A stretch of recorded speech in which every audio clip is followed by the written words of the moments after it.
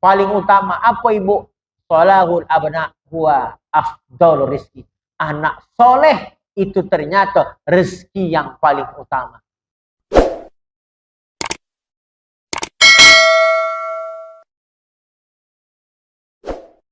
Sabilud dumu'i sabilun murih tanahada ya sahi kay tastarih wa Assalamualaikum warahmatullahi wabarakatuh.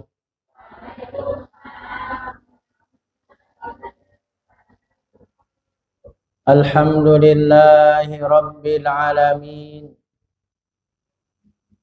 Allazi 'allama bil qalam 'allamal insana ma lam ya'lam. Asyhadu an la ilaha illallah wahdahu la syarikalah mal 'allam wa asyhadu anna Muhammadan abduhu wa rasuluh al mab'utsu ila jami'il umam. Allahumma salli ala nabiyyina Muhammad wa ala alihi wa sahbihi al-kiram. Amma ba'du. Qala Allah ta'ala fi kitabihil A'udzu billahi minasy syaithanir rajim. Bismillahirrahmanirrahim. Ya ayyuhalladzina amanu taqullaha wabtaghu ilaihil wasilah wajahidu fi sabilihi la'allakum tuflihun. Ibu-ibu yang dirahmati Allah, bersyukur kita kepada Allah. Alhamdulillahi rabbil alamin. Kita masih diberi kemudahan, kekuatan untuk datang di majelis ilmu. Mudah-mudahan hadirnya kita di majelis ilmu itu menjadi sebab juga kita dimasukkan Allah ke surganya. Karena Nabi yang jaminkannya, man salaka tariqan yaltamisu fihi ilman sahhalallahu lahu tariqan ilal jannah. Siapa yang memudahkan langkahnya hadir mencari ilmu di majelis ilmu, Allah mudahkan juga langkahnya masuk ke surga. Salawat salam kepada Nabi kita Muhammad sallallahu alaihi wasallam. Allahumma salli ala nabiyyina Muhammad wa ala ali Muhammad.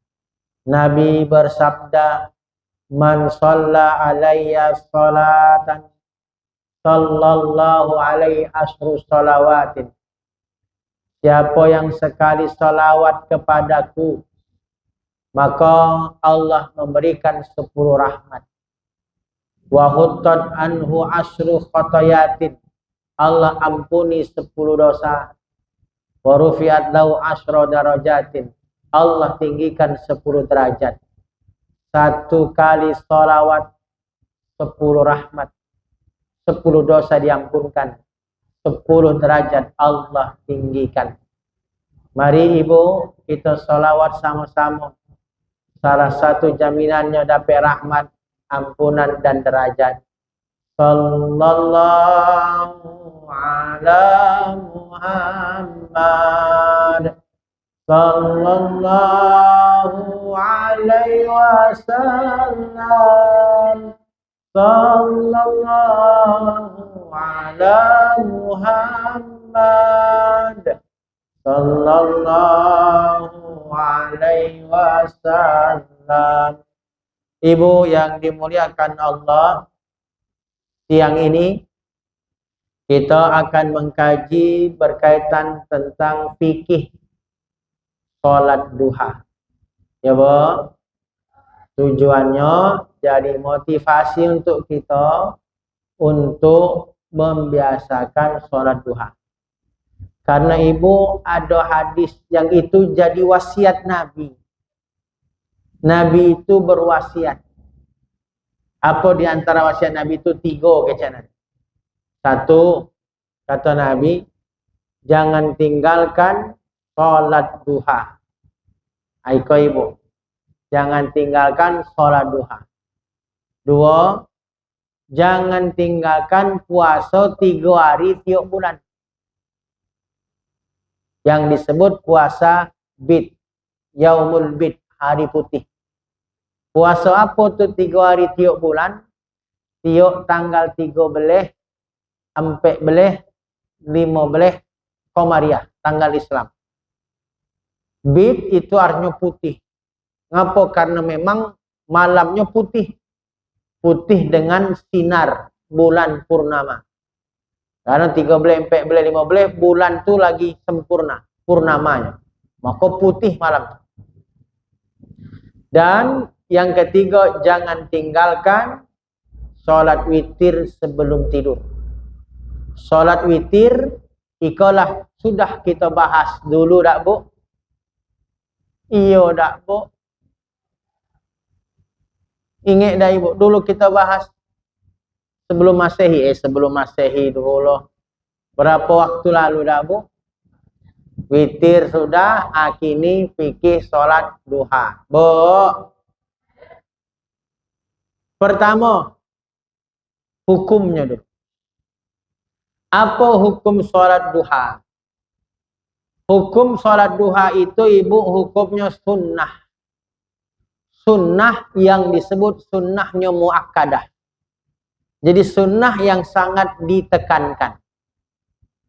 Hukum itu ibu, kalau kita bicara hukum itu ada 5. Satunya wajib. Wajib itu artinya dikerjakan berpahala, tidak dikerjakan berdosa. Turun hukum di bawah wajib namanya sunnah. Sunnah itu dikerjakan berpahala, tidak dikerjakan rugi. Bukan tidak berdosa.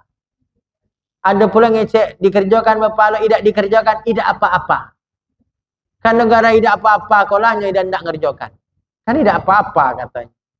Maka untuk motivasi, sunnah itu apa? Dikerjakan berpahala, tidak dikerjakan rugi kita. Memang tidak berdosa, tapi rugi. Karena keutamaan sunnah itu hebat luar biasa. Di bawah sunnah turun hukum namanya mubah. Mubah itu artinya boleh. Dikerjakan boleh, tidak dikerjakan juga boleh. Apa contoh? Ya kita makan, kita minum. Ibu boleh tak makan? Tidak makan boleh juga kan? Ibu minum boleh tak? Tidak minum juga boleh. Ibu tidur, ibu arisan, ibu ngupek. Oh tidak boleh kalau ngupek ya. Ngobrol kita, itu mubah. Kerjakan boleh, tidak juga boleh. Di bawah mubah turun hukum namanya makruh. Makruh itu artinya dibenci.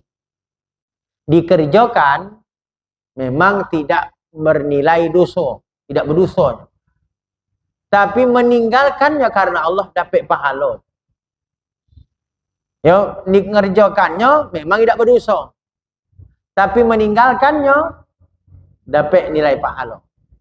Nah, di bawah makruh yang paling bawah itu namanya haram. Haram itu dikerjakan berdosa, meninggalkannya dapat pahala. Itu ibu haram. Jadi itu haram, kerjakan berdosa, ninggalkannya, berani kita ninggalkan haram, niatnya karena Allah, karena kita taat, takut ya Allah, maka dapat pahala. Nah, hukum sholat sunnah, hukum sholat duha itu, hukumnya sunnah. Bukan hanya sekedar sunnah, muakkadah.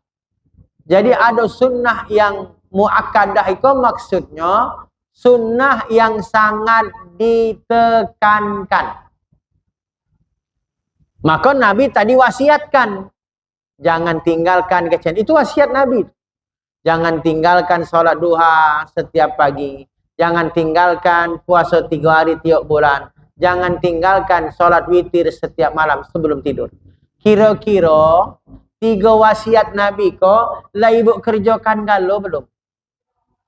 Subhanallah.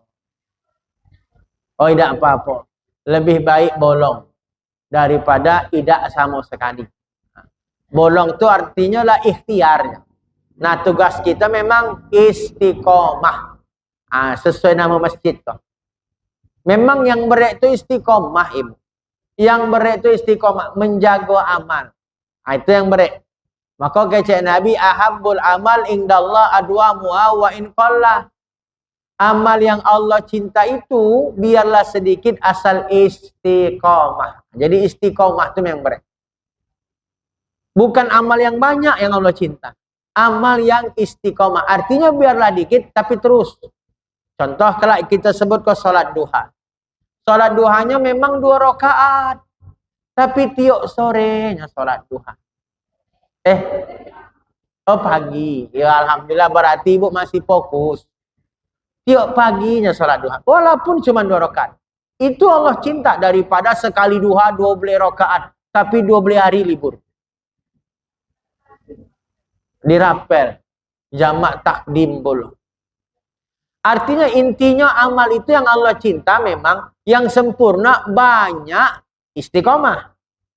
Tapi kalau berat, kalau untuk amal banyak istiqomah, maka pilihannya biarlah dikit tapi istiqomah. Nah istiqomah kok memang berat karena perjuangan melawan setan. Setan tu memang yang buat kita kemalih. Ada aja ujian dari setan tu. Dibuatnya kita merasa berat. Nah ibu yang dimuliakan oleh Allah.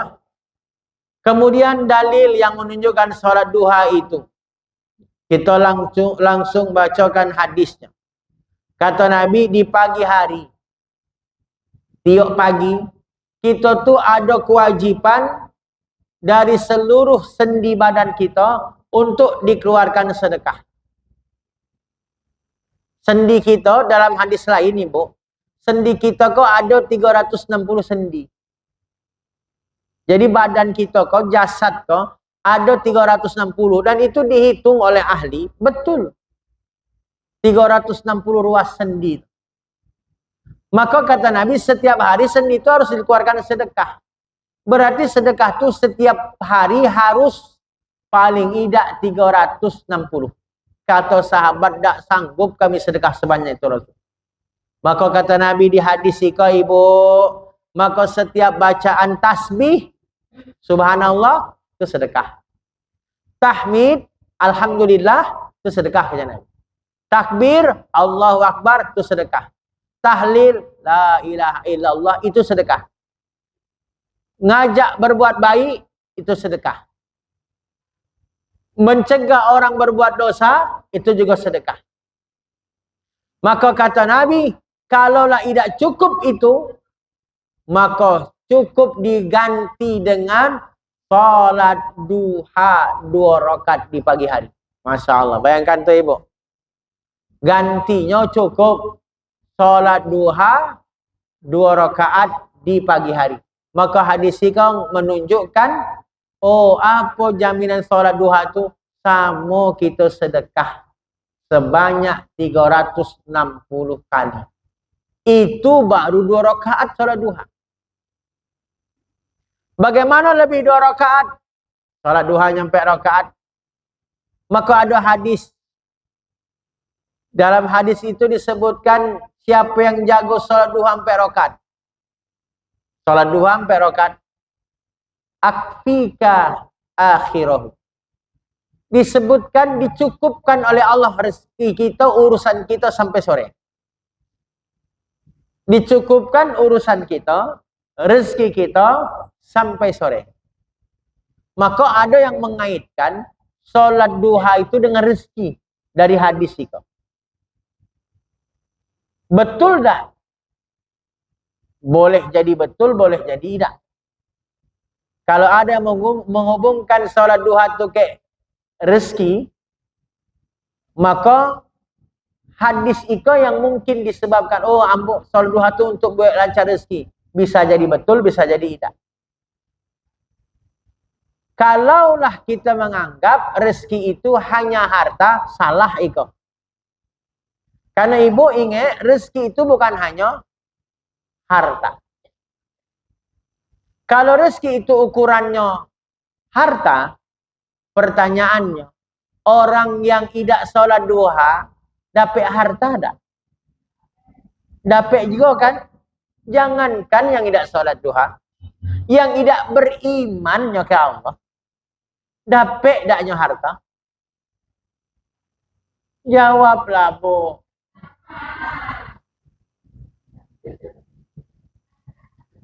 Iya kan, Bu?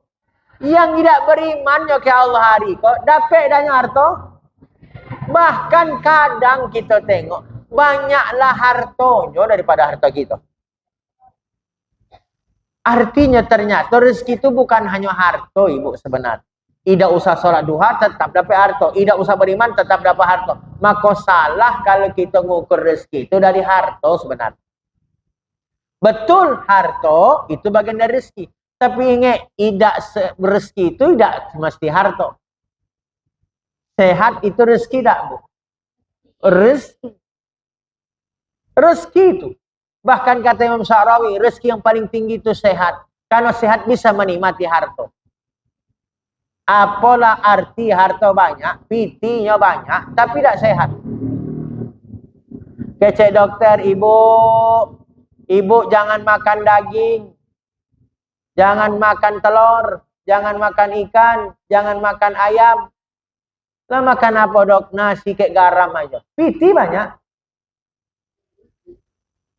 Jadi rezeki itu bukan yang dimiliki sesungguhnya, yang dinikmati. Apalah arti miliknya banyak, tapi tidak bisa menikmati. Nah, itu ketika kita salah memahami rezeki dari harta. Karena rezeki itu, Ibu, tidak mesti harus dimiliki. Ada orangnya tidak memiliki, tapi dia bisa menikmati. Itulah rezeki. Mana bukti? Itu tengok supir-supir itu. Supir pribadi. Dia tidak punya mobil. Tidak ada otonya. Tapi kemana-mana, dia pakai mobil. Menikmatinya mobil. Maka berarti mobil itu rezekinya dah, Bu. Rezekinya. Ada yang punya mobil. Tidak pacak nyetir. Tidak pacaknya menikmati. Berarti mobil itu rezekinya bukan.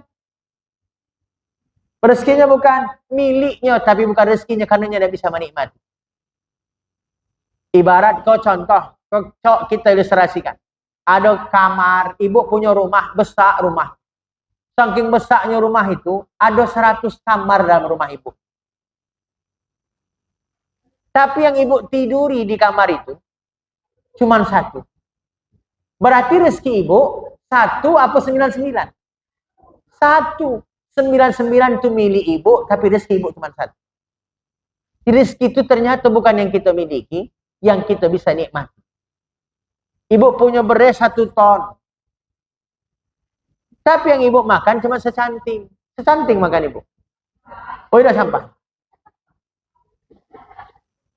Ya secanting kau mungkin untuk sehari lah, Bu. Maka rezeki ibu yang seton apa secanting? Secanting. Yang ibu nikmati. 1 ton milik ibu, tapi rezeki ibu 1 cantik. Maka itulah kata Imam Sya'rawi itu, sehat itu rezeki yang tertinggi. Jadi jangan kelak mengukur, ambolah sholat duha, kok yo tidak dapat harta. Ingat, rendah rezeki itu yang paling rendah adalah harta. Kalau kita mengukur rezeki itu dari harta, berarti sama aja kita merendahkan Allah. Lah tidak beriman pun dapat harta. Oh, kalau kita sehat hari kok itu juga rezeki. Bahkan ada rezeki yang disebut paling afdol. Paling utama. Apa ibu? Solahul abna huwa afdol rezeki. Anak soleh itu ternyata rezeki yang paling utama. Ya Allah. Kalau hari kau ibu, kita punya anak santun, solehnya, jago solatnya, nyetutup auratnya. Itu rezeki yang paling utama rupanya. Apalah arti harta banyak, piti banyak, badan sehat, tapi anak durhaka. Nauzubillah. Dan ada rezeki yang disebut paling sempurna. Apa itu ibu? Ridha Rabbil Alamin huwa tamamur rizki. Ridha Allah Itu adalah rezeki yang paling sempurna rupanya. Jadi ridha Allah itu rezeki paling sempurna. Artinya apa? Dapat ridha Allah berarti dapat surga, Ibu. Kalau Allah ridha kayak kita berarti surga. Maka surga itu ridha Allah, didapat dari ridha Allah. Maka Ibu, kalau kita sholat dua tidak nambah harta, ingat harta itu memang rezeki, tapi yang paling rendah. Dengan kita jaga sholat duha tiap hari, itulah rezeki. Berarti kita dapat ridha Allah. Kita diberi kemudahan untuk istiqomah. Dengan ibu rajin majlis taklim, ikalah rezeki. Ya, Bu. Bu. Kita lanjut. Selanjutnya, Ibu. Keutamaan sholat duha. Tadi jelas, 2 rakaat dapat pahala sebagaimana dia sedekah 360 kali. 4 rakaat dapat dicukupkan urusan. Dicukup urusan tu bisa jadi rezekinya dicukupkan, dimudahkan urusan, didatangkan ketenangan. Kemudian kalaunya lebih lagi, Ibu, bahkan disebut dalam hadis 12 rakaat itu. 12 rakaat. Itu dapat jaminan dibangunkan rumah di surga, Ibu. 12 rakaat. Pertanyaannya, ada dah ibu yang jaga sholat duhanya 12 rakaat kok? Hah? Ada. Iya. Orang-orang tua dulu. Dah, Bu? Orang tua kini? Kita lanjut. Kemudian ibu waktu. Kapan waktu sholat duha itu? Jadi waktu sholat duha itu, Ibu, kita tengok hadisnya. Bahwa ada waktu utama, ada waktu awal duha, ada waktu ujung duha. Kapan waktu utama sholat duha itu? Kalau disebut dalam hadis kata Nabi, ketika anak onta berdiri dari pasir. Jadi anak onta itu, Ibu, punya kebiasaan. Habis pagi-pagi itu, habis subuhnya punya kebiasaan main-main, golek-golek, tidur, leyeh-leyeh. Nyeleyeh-leyeh di pasir. Hah? Itulah pokoknya. Nah, kebila matahari dah mulai panen, Bu, otomatis pasir dah mulai panen. Hanya bangkit. Tidak lagi ndak di situ. Lah mulai panas pasir. Artinya waktu duha yang utama itu di saat mulai panas. Tidak disebut jamnya. Cuman itulah waktunya. Maka kalau boleh kita buat jam, kapan kita mulai panas? 8:30. Itulah mulai panas. Itulah waktu duha yang utama. Nah, itu kalau bicara waktu utama. Ada waktu duha awal yang boleh di situ sholat duha. Kapan itu, Ibu? Kalau ada jadwal tuh kan, suruk tuh. Suruk hari itu jam 6:17. Maka kapan waktu duha? Tambahkan, iko kece imam, kece Syekh bin Bas. Tambahkanlah 15 menit setelah waktu suruk. Jadi 6:17 itu suruk tuh terbit. Sementara kita tuh dilarang sholat 1 di saat matahari terbit. 2 di saat ketika matahari tenggelam. 3 di saat matahari pas di tengah pala. Sekitar 10 menit sebelum zuhur. Pas di tengah-tengah pala. Karena zuhur tuh dia condong ke arah barat matahari. Maka itu waktu yang dilarang sholat. Nah, suruk itu terbit. Berarti jangan sholat jam 6:17. Tambahkan 15 menit. Berarti 6:32 untuk hari itu. Dan itulah sudah dimasuk awal duha. Dia sudah masuk waktu duha yang awal. Maka ada nama lain, namanya juga sholat sunnah isyraq. Atau sholat sunnah suruk. Ada ulama menamakan sholat isyraq suruk itu sholat duha di waktu awal. Nah, itu ulama berbeda pendapat. Kan ada hadis tuh. Man shalla ghada fi jama'atin. Siapa sholat subuh berjamaah di masjid. Summa qa'ada. Kemudian dia tetap duduk di dalam masjid. Yazkurullahnya zikir ingat Allah. Zikir ingat Allah itu bolehnya zikir sendiri. Bolehnya zikir berjamaah. Bolehnya zikir baca Quran. Bolehnya zikir mungkin dalam majlis ilmu kau. Cak kita kau. Kemudian hatta tatlu asam sampai matahari terbit. Zikir sampai matahari terbit. Kemudian dia sholat 2 rakaat. Dia sholat 2 rakaat. Itu yang disebut, ada ulama menamakan sholat isyraq, ada menamakan sholat syuruk, ada menamakan awal sholat duha. Karena di hadis tidak disebut nama sholat. Maka dia dapat pahala ka'ajri hajjatin wa umrah. Dia dapat pahala haji dan umrah. Sama. Sempurna. Nah, itu ibu. Maka salat syuruk, salat isyraq itu juga sebagian ulama menamakan salat duha di awal. Nah, itu bu. Maka kalau nak salat duha boleh aja jam 6.17 tambahkan 15 menit. Jadi tambahkan 15 menit di waktu syuruk. Itu awal duha. Tapi tetap waktu duha yang utama tadi adalah jam 8:30 mulai panen. Sampai ke bila? Sampai matahari pas di tengah-tengah. Jadi sebelumnya di tengah-tengah. Kalaulah zuhur jam 12.19 berarti sekitar jam 12. Batas itu sholat duha. Ya, Bu. Bu. Selanjutnya, Ibu. Itu tadi berkaitan waktu. Jadi mencari keutamaan. Sama kayak tahajud.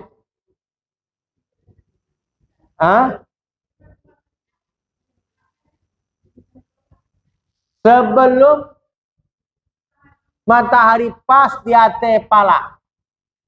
Artinya, kan tadi sholat yang dilarang pas matahari di atas pala. Jangan sholat matahari pas terbit, dan sholat matahari pas tenggelam, jangan sholat matahari pas di atas pala.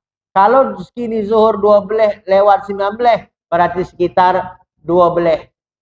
Kalau jamnya sekitar jam 12. Ya, Bu. Karena itu tengok matahari itu sedang di atas ni kan.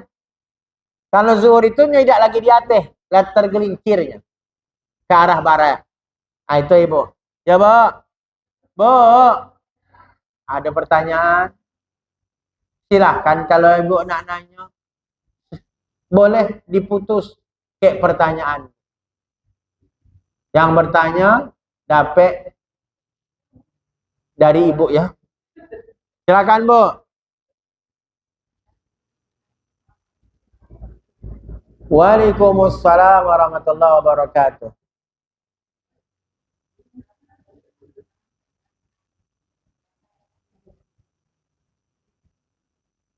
Rasulullah bersabda, jangan tinggalkan di antaranya sholat zikir sebelum tidur, sholat akhir wajah yang setiap malam jahat,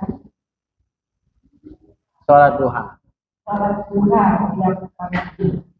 Jadi kalau kita malam mau tidur sholat zikir, terus besok sudah tahajud terus kita tidak.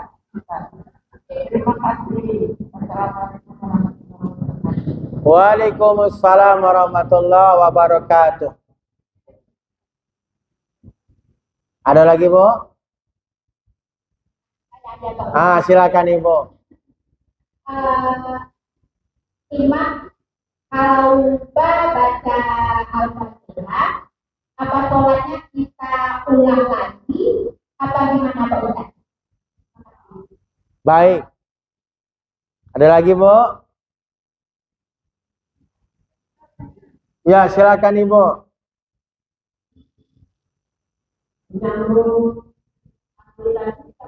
Nggih. Nggih.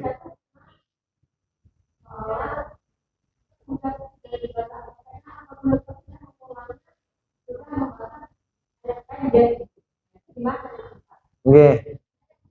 Enten malih? Enten? Enten malih boten? Nggih. Monggo Ibu. Assalamualaikum warahmatullahi wabarakatuh. Waalaikumsalam warahmatullahi wabarakatuh. Ustaz, saya mau tanya masalah zikir. Zikir. Nggih. Kan ini kan dikerjakan sebelum sholat, sebelum tidur kan. Nggih.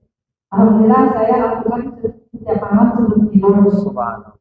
Karena Pak Ustaz, dan nama juga suami istri Pak Ustaz, kita sudah melakukan sholat witir, pas yang lahir kita lupa kan karena suami istri kan Pak Ustaz, itu gimana Pak Ustaz? Ya terbangunnya itu kita dari lupa gitu kan? Padahal kita sudah witir malam Pak Ustaz, atau bisa ketiduran lupa kita melakukan sholat tahajud gitu Pak Ustaz. Ini gimana Pak Ustaz? Terima kasih Pak Ustaz. Enten malih? Oh ya. Oh. Ibu orang Bengkulu. Baik. Ibu yang dimuliakan Allah. Nggih. Nggih. Nggih. Nggih. Nggih, enten malih.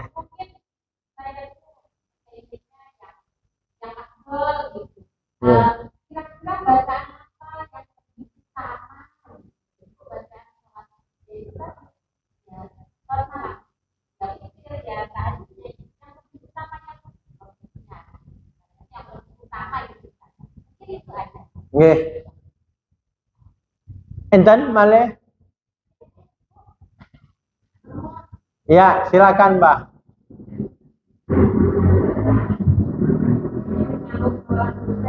Nggih. Kalau saya perhatikan, Nggih. kalau pas jalur terakhir itu pasti yang ketiga itu. Nggih. Apa itu wajib atau? Oh, nggih. Nggih, sami-sami, Mbak. Jadi lalu.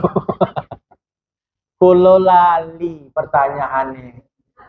Nah, dari Ibu dulu yang pertama.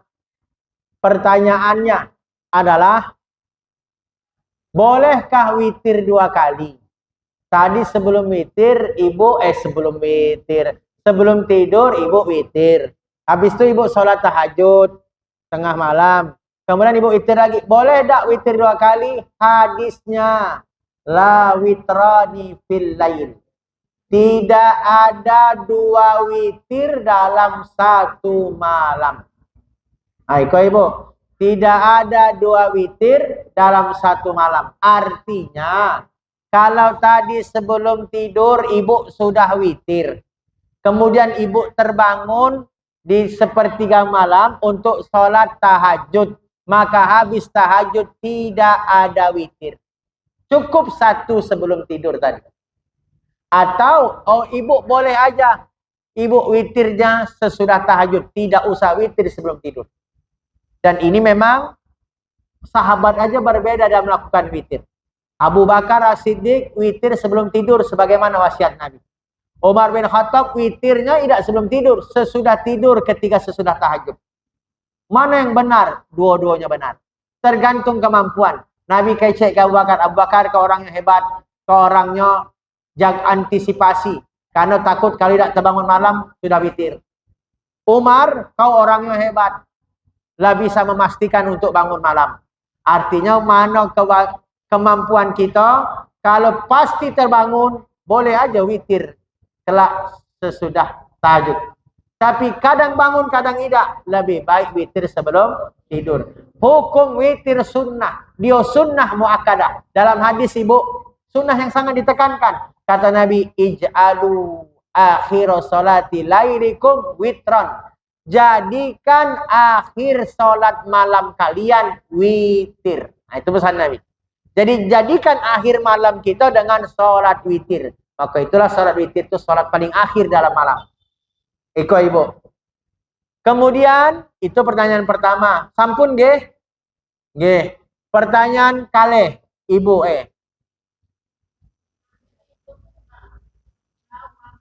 Oh ya, pertanyaan yang kedua Ibu. Ya. Apa pertanyaan Ibu tadi? Kalau imam lupa baca, Oh, apakah sholat kita diulang lagi atau bagaimana? itu sholat berjamaahnya yang bacanya dikencangkan. Iya, Pak Ustaz. Subuh berarti. Maghrib rakaat 1-2, Isya 1-2. Iya. Ah. Jadi ketika imam tidak baca Al-Fatihah, artinya imam lupa. Iya. Langsung ke surat pendek. Makmum wajib menegur. Tapi makmumnya juga lupa Pak Ustaz. Bagaimana itu? Benar itu Pak Ustaz. Baik. Bagaimana kalau imam lupa Al-Fatihah dan makmum lupa Al-Fatihah? Ada hadis. Hadisnya Ibu. La sholata liman lam yakra bi fatihatil kitab. Tidak ada sholat bagi yang tidak membaca Al-Fatihah. Itu hadisnya. Berarti wajib diulang Pak Ustaz. Diulang. Kenapa? Karena Al-Fatihah itu rukun. Itu hadisnya. Tidak ada sholat bagi yang tidak baca Al-Fatihah. Jadi ketika Ibu bacaan sholatnya ini dikencangkan, jahar. Kan wajib dikencangkan tuh. Subuh, Maghrib, Isya, 1 rakaat pertama, kedua. Maka di situ wajib dia baca Al-Fatihah. Kecuali kalau zuhur, asar. Kita kan tidak tahu bacaan imam. Walaupun imam tidak baca Al-Fatihah, sholat zuhur, asar, makmum baca Al-Fatihah. Sholat makmum sah, sholat imam tidak. Nah, itu Ibu. Tapi ketika bacaan yang dikencangkan, wajib baca Al-Fatihah imam. Makmum wajib tidak baca Al-Fatihah? Tak wajib. Menurut Imam Syafi'i memang wajib makmum baca Al-Fatihah. Menurut Imam Hambali, Imam Maliki, makmum tidak wajib baca Al-Fatihah kalau yang makmum imam itu bacaan yang dikencangkan. Subuh, Maghrib, Isya, rakaat pertama dan kedua. Kenapa? Hadisnya man kana lahu imam fakiro atau imam lahu. Siapa yang berimam, maka bacaan imam itu bagi makmum. Jadi, menurut Imam Hambali, kalau imamnya dikencangkan Al-Fatihah, maka makmum tidak usah baca Al-Fatihah. Cukup dengarkan bacaan Al-Fatihah, makmum tadi sudah jadi imam. Tapi menurut Imam Syafi'i, wajib baca Al-Fatihah itu makmum, walaupun imam tadi dikencangkan. Maka kapan baca makmum baca Al-Fatihah? Ketika setelah imam selesai baca waladhalin amin, maka makmum pun baca Al-Fatihah menurut Imam Syafi'i. Itu Bu. Lah kalau tadi imam tidak baca Al-Fatihah, sementara itu dikencangkan, berarti sholatnya hilang rukun. Sementara rukun itu Ibu menjadi ukuran sah atau tidak sah. Berarti sholatnya harus diulang. Begitu Ibu. Bukan dengan sujud sahwi. Jadi harus diulang karena rukun. Itu Ibu. Kemudian yang kedua apa tadi Bu? Sampun. Nggih Ibu. Tadi antara lupa baca Al-Fatihah. Kemudian Ibu baca ayat surat pendek. Kemudian karena ragu tadi dah baca Al-Fatihah belum, Ibu ulangi lagi habis surat pendek, Ibu ulangi Al-Fatihah. Begitu nggih? Nggih. Jadi Ibu ada hadis da' ma yaribuka ila ma la yaribuka. Tinggalkan yang kau ragu menuju yang kau yakini. Tinggalkan yang kau ragu menuju yang kau yakini. Jadi Ibu, memang dalam sholat itu ada setan. Dulu pernah kita bahas jenis-jenis setan. Di antara setan yang ganggu sholat namanya khanzab atau khinzib. Nah itu tadi salah satu gangguannya, buat kita lupa. Lah baca belum Al-Fatihah, kau apa udah ya? Kemudian kita baca surat pendek, karena ragu, baca lagi lah Al-Fatihah. Itulah namanya khanzab. Setan itu Ibu, buat kita merusak sholat kita. Sehingga kita diwek ragu-ragu, rokaat. Maka Ibu pernah tak sholat dewek, nanya dewek. Ikolah 2/3, dak? Iko 3/4, dak? Ya dah Bu? Itu gangguan khanzab. Atau membuat kita ingat dekat yang harus kita lupakan. Segala urusan di luar sholat wajib dilupakan. Tapi tidak kayak khanzab. Dibuatnya ingat kita kayak khanzab. Allahu Akbar, ya Allah, jemuran belum diangkat. Kayak khanzab. Gulai ikan tadi belum ditutup, lokak dimakan kucing. Tuh hanzab tuh. Kurang ajar memang hanzab tuh. Nah, maka ketika terjadi itu ibu, yakini dulu. Ambo kok belum, yakini, belum aja. Kenapa? Biar lebih baik mengulang daripada tidak. Lebih baik mengulang daripada tidak. Karena kalau tidak baca Al-Fatihah, sementara Al-Fatihah itu rukun, tidak sah. Lebih baik mengulang, walaupun mungkin tadilah baca. Itu ibu. Jadi bolehkah mengulang balik Al-Fatihah setelah surat pendek? Boleh. Surat pendek tidak usah diulang. Ya bu? Kenapa? Karena surat pendeknya bukan rukun. Surat pendeknya bukan rukun. Yang rukun Al-Fatihah. Jadi lebih baik ibu mengulang untuk kehati-hatian. Habis mengulang Al-Fatihah, ibu tidak usah baca surat pendek lagi. Itu ibu. Ya bu?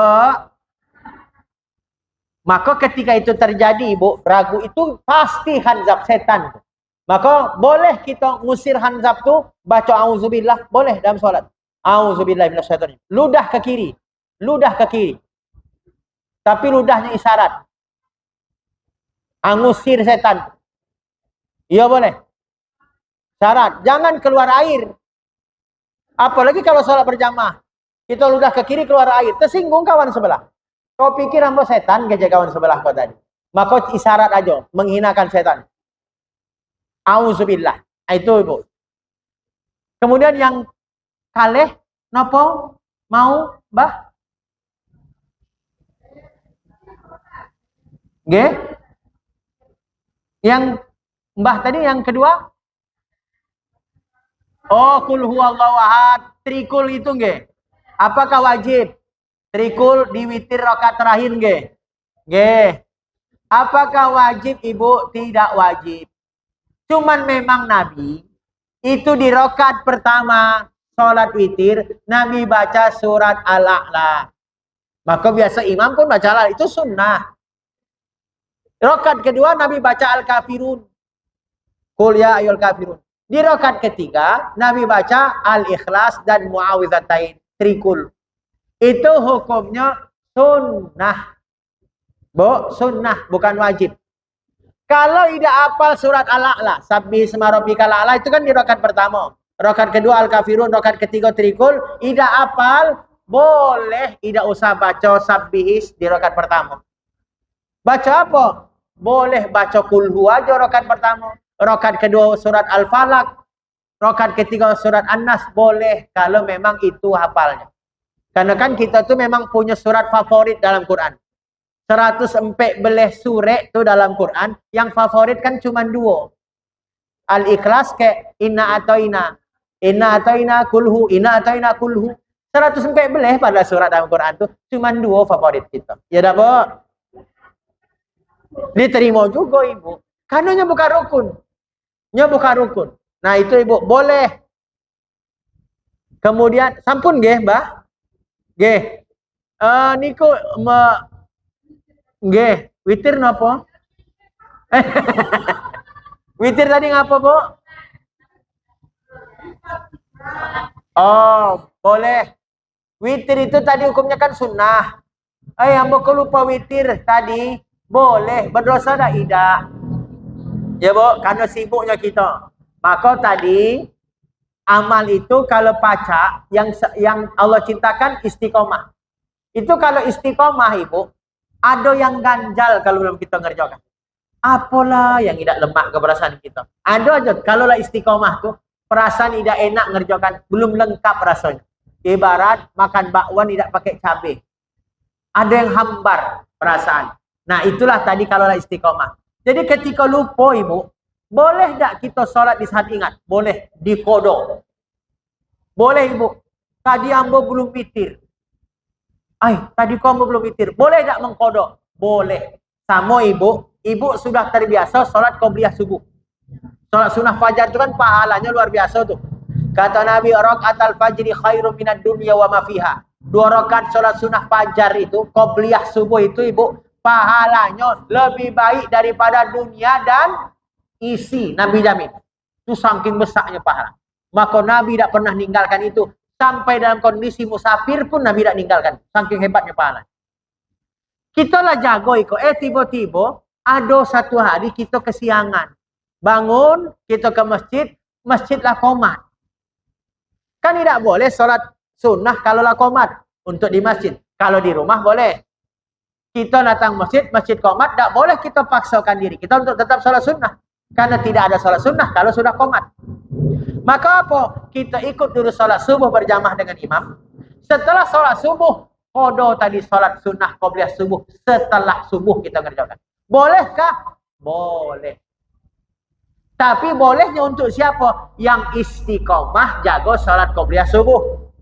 Tapi bagi kadang qobliyah subuh, kadang tidak, kadang qobliyah, kadang tidak. Nyokodo sesudah subuh, ikut dilarang. Lebih baik tidak usah.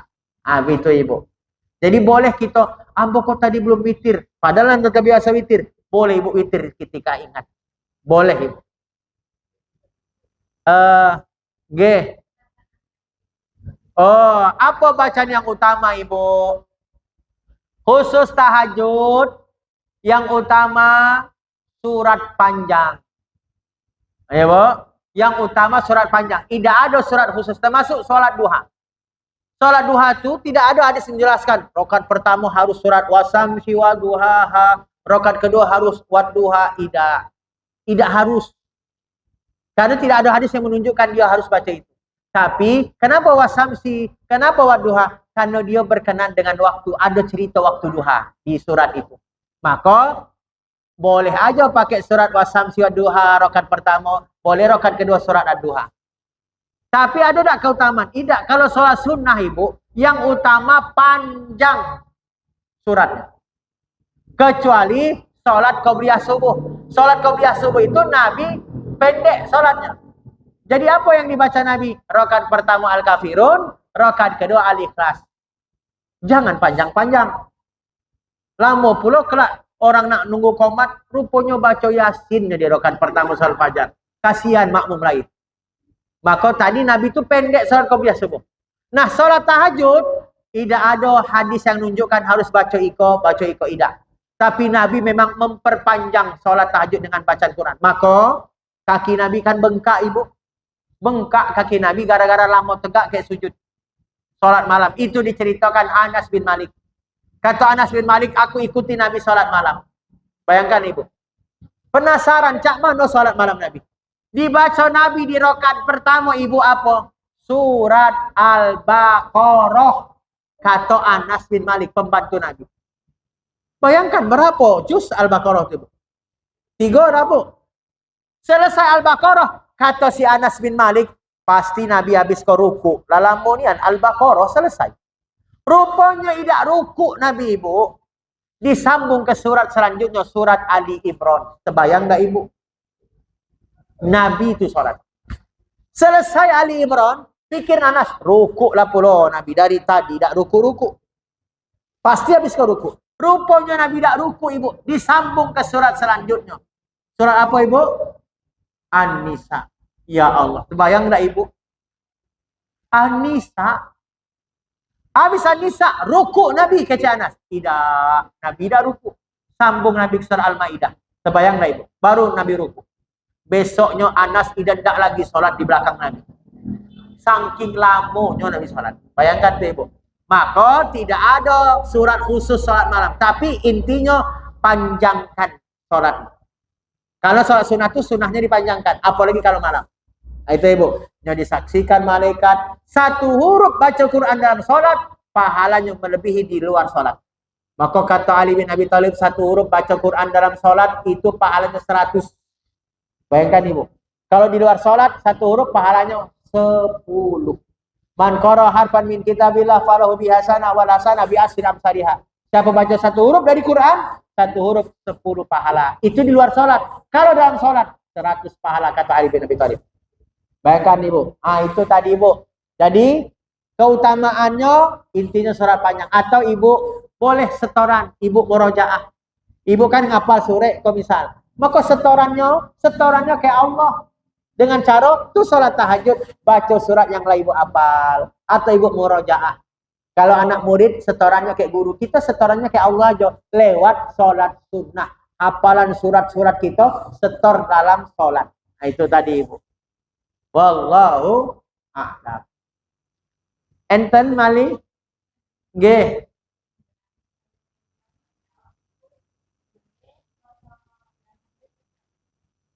Oh, nggih. Jadi bolehkah puasa Daud digabung dengan Yaumul Bid gitu ya, Mbak? Nggih, itu maksud Mbak. Daud itu Ibu, hari ke puasa besok tidak kelang-keling, ya kan? Itu Daud. Lah Yaumul Bid tidak kelang-kelingnya 3 hari berturut-turut. 3 beleh, 4 beleh, 5 beleh. Jadi tidak bisa puasa Yaumul Bid digabung dengan Daud. Tapi boleh ketika tanggal 13 Ibu puasa Daud, niatkan juga puasa Yaumul Bid. Tanggal 14 kalau puasa Daud berarti kan tidak puasa kan, Bu? Ibu kelang dengan berarti tanggal 15. Niatkan juga boleh, niatkan puasa Bid dengan puasa Daud. Boleh Ibu. Tapi tanggal 14 tidak puasa. Tapi maupun puasa boleh tak? Ibu lah biasa puasa di Daud. Dapat tinggal 13 Yaumul Bid puasa. 14 boleh tak Ibu puasa? Boleh. Berarti tidak Daud. Tidak apa-apa. Tetap Ibu 13, 14, 15 Ibu Daud. Daud dan Yaumul Bid. 16 Ibu tidak puasa, tapi 17 Ibu puasa. 18 tidak puasa, 19 Ibu puasa. Boleh Ibu. Nggih. Boleh 2 niat sekaligus dalam amalan sunnah. Nggih. Enten malih? Nggih, Mbak. Monggo, Mbak. Nggih, boten napa-napa, Mbak. Nggih.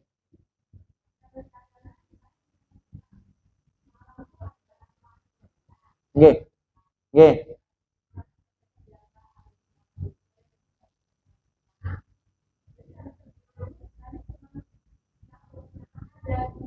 Witirnya. Nah, nggih. Baik. Nah, belum masuk kita tadi sudah ditanya Pak. Subhanallah. Jadi berapa jumlah rakaat salat witir Ibu? Salat witir itu minimal 1 rakaat. Kalau sanggup 3 rakaat. Kalau sanggup 5 rakaat. Sanggup lagi 7 rakaat. Sanggup lagi 9 rakaat. Maksimal 11 rakaat. Jadi witir itu maksimal ada batasnya 11 rakaat. Itu maksimal Ibu, 11 rakaat. Ada Ibu yang jaga witir 11 rakaat? Belum. Minimal 1 rakaat. Betul Ibu. Jadi kan hadisnya kalau kau takut masuk waktu subuh datang, cukup witir itu 1 rakaat. Berarti sholat witir itu minimal 1 rakaat. Boleh. Biarlah 1 rakaat. Tapi setiap malam dia witir. Masya Allah. Itu Ibu. Nggih. Enten malih? Nggih. Silakan Mbah. Mbah. Mbah. Waalaikumsalam warahmatullahi wabarakatuh.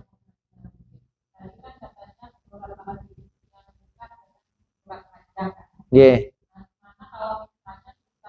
Nggak ada hafal surat panjang kan? Nah, dalam satu rakaat bisa misalnya bisa beberapa surat kamu. Nggih. Dari Al-Fatihah, lagi sama misalnya Al-Falaq apa, Ad-Duha, apa boleh? Nggih. Jadi Ibu, karena kita tak hafal surat panjang, kita kan hafalnya surat favorit. Bolehkah? Boleh. Diulang-ulang lagi. Tadi rakaatnya tadi inna atau ina. Rakaat kedua kulhu. Kelak rakaat lagi nak 3 ke rakaat keempat inna atau ina lagi kulhu lagi boleh. Atau tadi hafalnya surat lain. Oh, liila fi Quraisy boleh. Ngulang lagi boleh. Tapi Ibu, yang afdol Ibu lebih baik urutan surat. Nggih. Maksudnya satu rakaat itu digabung berapa surat? Oh, boleh. Nggih. Oh, tadi rakaat pertama inna atau ina. Habis tu wal asri. Habis tu al Quraisy. Dia fi Quraisyin. Habis tu Yasin. Misalnya, Bu. Bolehkah? Boleh, Ibu. Boleh. Cuman kalau nak beberapa surat, adab dalam membaca Quran harus berurutan. Jangan Ibu baca inna a'tainakal kautsar Fasalli li rabbika wanhar inna syani'aka huwal abtar.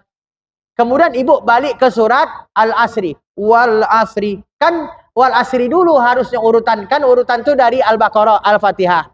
Jadi harusnya wal asri dulu, baru inna a'toina. Jangan inna a'toina ke wal asri. Jangan dari bawah ke atas. Kalau enggak dalam satu rakaat membaca beberapa surat. Boleh ibu, tidak salah. Makin banyak bacaan, makin banyak bacaan Quran dalam sholat, makin banyak pahala. Begitu ibu. Atau boleh satu surat sebaliknya. Dikredit untuk rakaat selanjutnya. Inna a'tainakal kautsar. Allahu Akbar. Kelak rakaat kedua. Fasolli li rabbika wanhar. Allahu Akbar. Kelak rakaat ketiga. Inna syani'aka huwal abtar. Boleh tak bu? Boleh. Itu bu.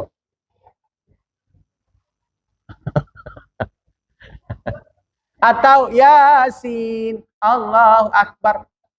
Boleh. Boleh, boleh. Dia bukan rukun. Tapi rugi kalau cuma dikit baca Quran dalam sholat. Ingat tadi bu, pahalanya paling besar baca Quran itu di dalam sholat. Maka ibu boleh targetkan, ibu buat program khatam Quran dalam sholat. Cak mana caranya? Ibu boleh. Boleh tak ibu sholat tahajud sambil baca Quran? Boleh tak bu? Boleh. Maka buat cari Al-Quran yang gedang, taruh di depan kita, waladhdallin amin. Kemudian ibu baca. Targetkan khatam itu mungkin 1 bulan. Targetkan 1 malam 1 juz misal. Cak di Masjidil Haram itu kan 1 malam 1 juz. Sambil baca Quran. Kita kan dah hafal misal Quran. Baca alif lam mim. Dzalikal kitabul la raiba fihi hudal lil muttaqin. Ibu baca. Kelak 1 ain ruku. Lanjutkan kelak. Nah baliknya cak mana? Boleh kita bergerak balikkan Al-Quran. Boleh. Membalikkannya boleh. Itu dalam sholat sunnah dibolehkan. Ibunda Aisyah pernah mengerjakan. Begitu ibu. Jadi kalau pacak khatam Quran dalam sholat. Itu ibu. Nggih bu, enten malih? Sampun? Nggih, sampun. Nggih. Ustaz, mungkin pagi-pagi kita berjamaah. Boten napa-napa. Nggih.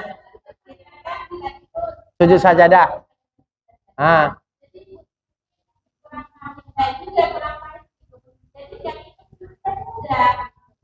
Oh.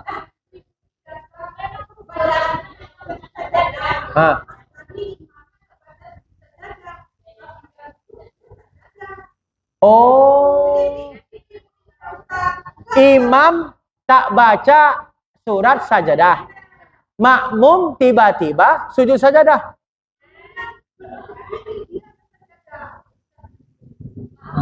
Imamnya itu Baca surat sajadah. mungkin yang ada untuk sujud sajadahnya itu loh. Oh, ya. Biasanya surat sajadah. Bapak-bapak sudah sujud sajadah.